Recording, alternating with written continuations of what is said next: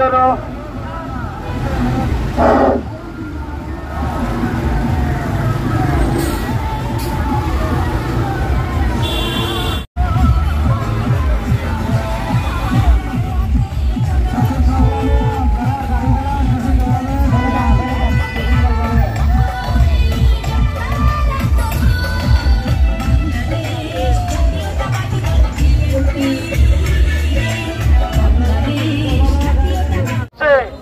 বিজয় উৎসব করছে গত 18 বছর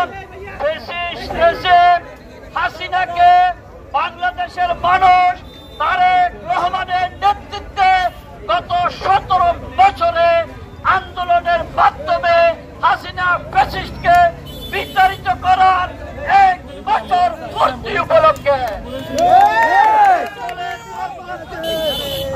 আমাদের দলের ভারপ্রাপ্ত চেয়ারম্যান তারেক রহমান তারুণ্যদের উদ্দেশ্যে একটি কথা বলেছেন। তারুণ্যের প্রথম ভোট, আমার সাথে স্লোগান ধরবেন, তারুণ্যের প্রথম ভোট, তারুণ্যের প্রথম ভোট, নির্যাতিতদের প্রথম ভোট।